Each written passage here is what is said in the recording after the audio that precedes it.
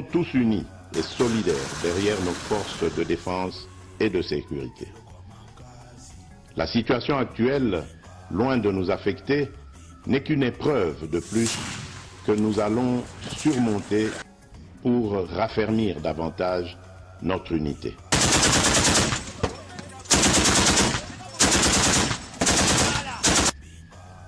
Au-delà de tout clivage politique,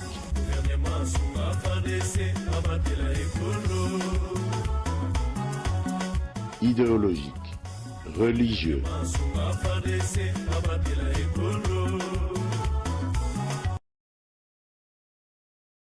de la mère patrie est le seul objectif qui doit nous unir en ce moment.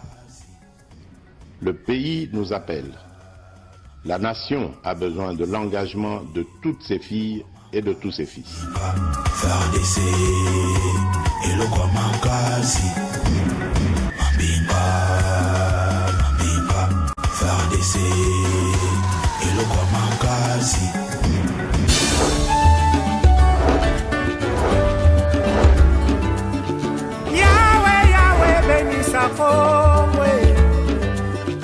Yahweh, Yahweh, batela nikombo. Yahweh, Yahweh, benisa nikombo. Yahweh, Yahweh, batela nikombo.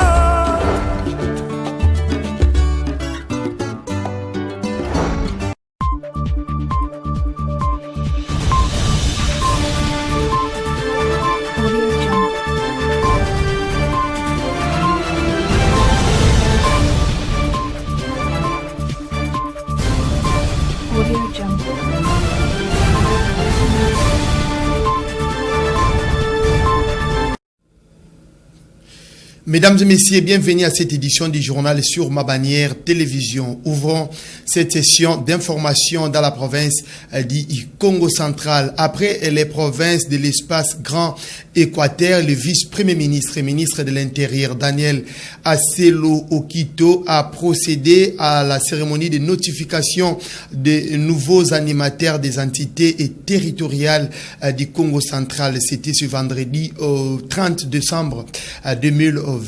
Suivez ces reportages de Pacifique Mwanda et bienvenue Tony. Le vice-premier ministre en charge de l'Intérieur, Sécurité et Affaires coutumières, Daniel Aselo Okito Ankoy, poursuit sa mission de notification des nouveaux animateurs des entités territoriales récemment nommés par ordonnance présidentielle. Après les provinces de l'espace Grand Équateur, Daniel Aselo a foulé les sols de la province du Congo central ce vendredi 30 décembre 2022 pour la même fin. Les partis politiques membres de l'Union sacrée de la nation rassemblés au pont Maréchal étaient tous mobilisés pour l'accueillir. Cette cérémonie de notification a réuni autour d'une même table les gouverneurs de province, Dr Guy Bandondongidi, quelques membres du gouvernement provincial, le membre du conseil provincial de sécurité et les récipiendaires. Présidée par le patron de l'Intérieur, la cérémonie officielle a débuté par l'hymne national, puis s'en est suivi le mot de bienvenue prononcé par les gouverneurs de province. Votre présence en ce jour, afin de présider à cette cérémonie officielle de notification de nos nouveaux administrateurs des entités territoriales décentralisées, prouve à quel point vous êtes soucieux de la bonne marche de nos entités et nous vous en remercions infiniment. Par votre présence, cette cérémonie prend tout son sens et prend une valeur particulière.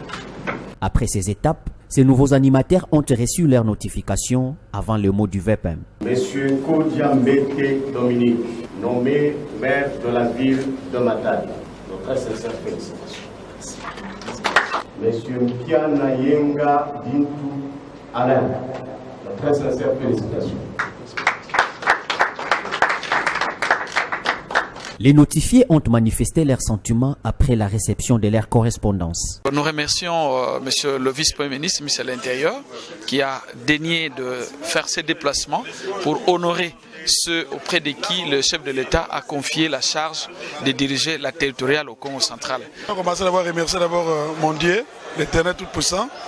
Je remercie son Excellence, Monsieur le Président de la République, Fachi Beton. Je remercie encore le VPM intérieur Aselo Okito, sans oublier son Excellence, Monsieur le Gouverneur des provinces, le Dr Guy Bandondongidi. Parce qu'en fait, Cette équipe a voulu que je sois aussi nommé sur la liste ou bien sur l'ordonnance présidentielle.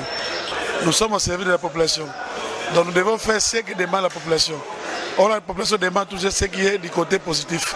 Signalons que ces assises se sont déroulées dans la salle des réunions du gouvernorat des provinces en ville basse. Message de veille du gouverneur des provinces, Dr Guy Bandundungidi, adressé au chef de l'État Félix-Antoine Tshisekedi et Chilombo dans ce journal. L'honneur me choisit de présenter à l'aube de cette année 2023 à votre Excellence, à la distinguée Première Dame, ainsi qu'à votre chère famille, tous mes vœux. Le meilleur, c'est de bonne santé, de paix et de longévité au nom de la population du Congo central et au mien propre. Puisse Dieu Tout-Puissant vous être un bouclier dans sa fidélité et vous accorder sagesse, intelligence et assistance nécessaires dans vos lourdes tâches. Je m'en voudrais d'éclore ces mots sans remercier une fois de plus votre autorité de vos 2 visites nécessaires en faveur du Congo central, province chère à Tata Simo Kimbangu et Andona Vita Kimpa. Que Dieu vous bénisse. Tout à fait autre chose dans ces journaux, mesdames, mesdemoiselles et messieurs. Le directeur de la Fondation Orange dans la province du Congo central a procédé à la présentation des kits numériques aux autorités éducationnelles de l'EPST. Cette cérémonie s'est déroulée le mercredi 28 décembre 2022. Suivez ces reportages de Marie-France Bengo.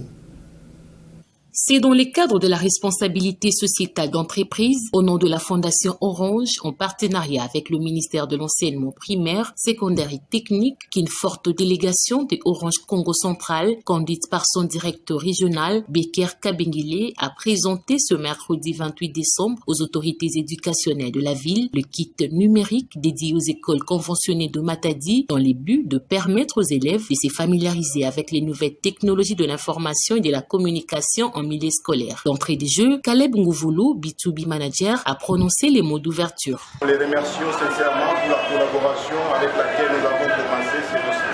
Prenant la parole, le numéro 1 de Orange Congo Central a évoqué la raison de la présence de cette délégation au bureau du Proved. S'en est suivi les explications fournies par Mike Ndilo, B2C manager, sur l'utilisation de ces kits composés d'un ordinateur portable pour l'enseignant, un vidéoprojecteur et un BAF, ainsi que 25 tablettes et autres accessoires pour les apprenants. Juste une petite démonstration. Là, par exemple, il y a plusieurs menus. Ça vous permet d'aller apprendre la langue nationale. Plus excité, attiré par les tablettes, nous avons dit que non, ok, cette fois-ci, nous allons mettre à leur disposition des tablettes avec des contenus purement numériques qui vont leur aider à apprendre. Au lieu de s'intéresser avec des tablettes pour jouer, et voilà la solution. L'on note 6 écoles de Matadi qui seront bénéficiaires de ces lots de kits numériques. Le représentant du Proved empêché a dans son mot ému le vœu de voir cette campagne atteindre toutes les écoles. Au sortir de cette présentation des kits numériques à l'EPST Congo Central, le directeur régional Beker Kabengile est revenu sur les buts de distribution des matériels didactiques numériques. Le but de pouvoir permettre à nos enfants, à nos élèves de se familiariser avec l'outil numérique. Et si la Fondation Orange procède ainsi, il faut le souligner, c'est dans le cadre de la responsabilité sociétale d'entreprise. Cette campagne, il faut la souligner d'abord, elle concerne toutes les provinces de la RDC et aussi beaucoup des pays même africains. Notons qu'après la ville de Matadi, la Fondation Orange se rendra à Boma et Mwanda pour la même activité. La Fondation Pambu et Mayuba a procédé à la distribution des biens vivres et non vivres dans quelques hôpitaux de la place pour permettre aux malades de bien fêter le 1er janvier 2023. Suivez ces reportages. L'opération de distribution des vivres a démarré au centre de santé de référence et maternité d'Imvouzi, ex-Bobila, et à Saint-Gérard, tous de la commune d'Imvouzi. Une initiative prise par les filles et fils Pambou dans l'optique de permettre aux malades de ces coins de la ville de passer les festivités dans de meilleures conditions. Avant de procéder à la distribution de ces dons, le secrétaire général de la Fondation Pambou et Mayuba, Dieu merci Dipanga, a évoqué la raison de ce geste généreux de partage des nourritures aux patients. S'en est suivi la remise proprement dite dans différents pavillons. Les bénéficiaires n'ont pas manqué de saluer cette assistance de la FPM. Je suis très joyeuse de cet acte posé par la Fondation Pambou et Mayuba. Que Dieu vous bénisse. Nous vous encourageons de faire plus que ça. Que Dieu vous donne de moyens afin de pérenniser cet acte qui consiste à fêter avec le malade. Nous sommes très ravis. Au sortir de cette distribution des vivres, le CG de la FPM, Dieu merci Dipanga, s'est exprimé. Nous avons pensé de fêter avec nos amis, nos frères et ceux qui sont dans les hôpitaux. Et nous avons ciblé des hôpitaux de la ville de Matadi, précisément dans la commune de Mvouzi. Ce sont des hôpitaux qui nous ont vu naître. Et aujourd'hui, la Fondation Pambou et Mayuba, il y a nos parents qui sont là, il y a maman et papa. Les deux, ils ont vécu dans les quartiers de Minkondo.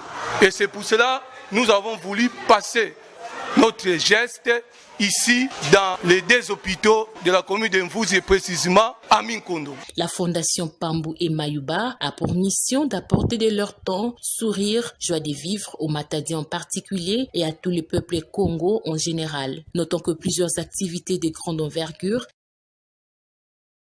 au central les jours à venir.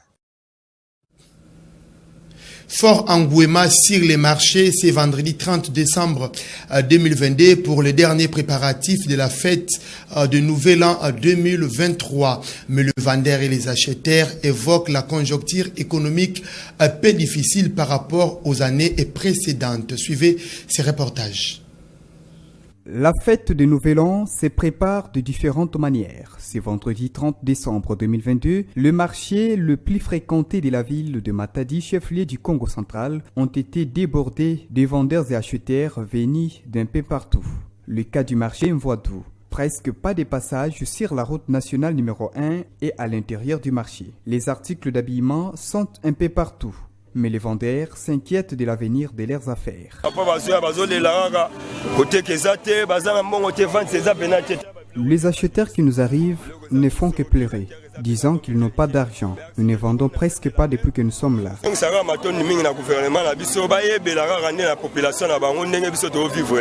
Certains d'entre eux fustigent même la dépréciation de la monnaie nationale, le franc congolais face aux devises.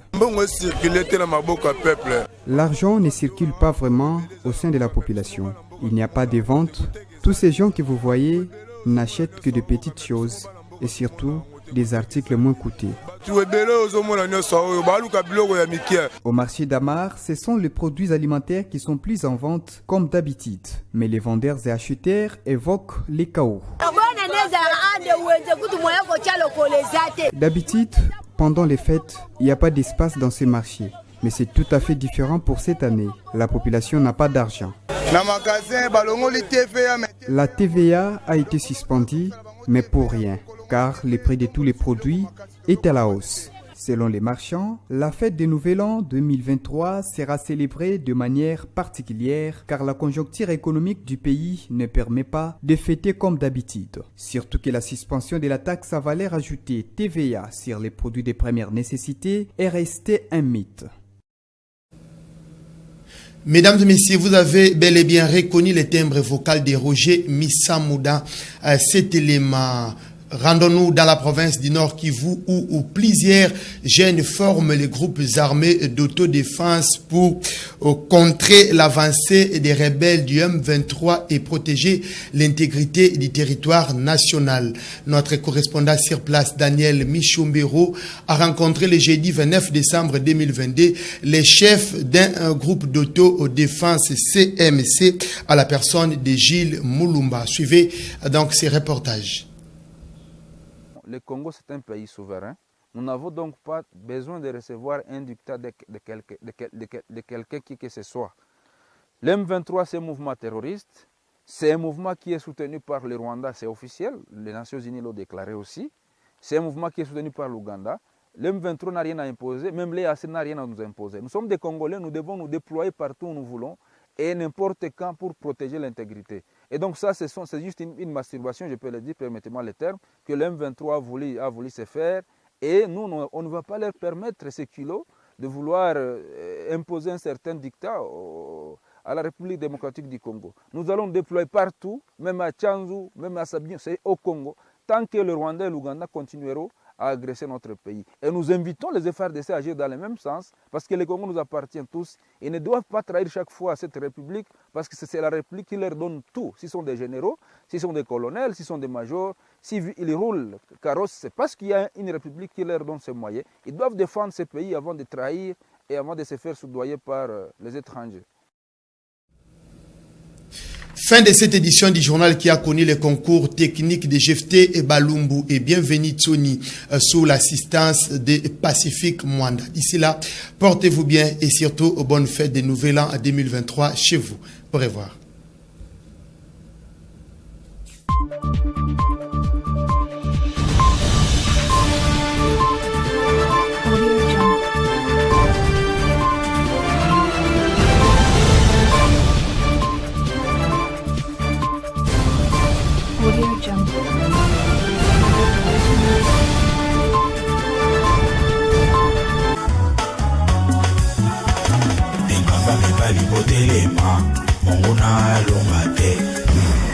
Restons tous unis et solidaires derrière nos forces de défense et de sécurité. La situation actuelle, loin de nous affecter, n'est qu'une épreuve de plus que nous allons surmonter pour raffermir davantage notre unité.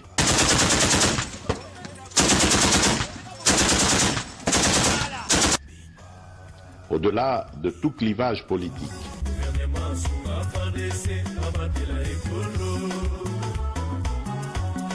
idéologique, religieux,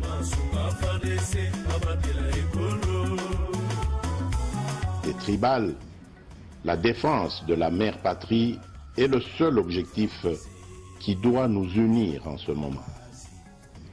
Le pays nous appelle.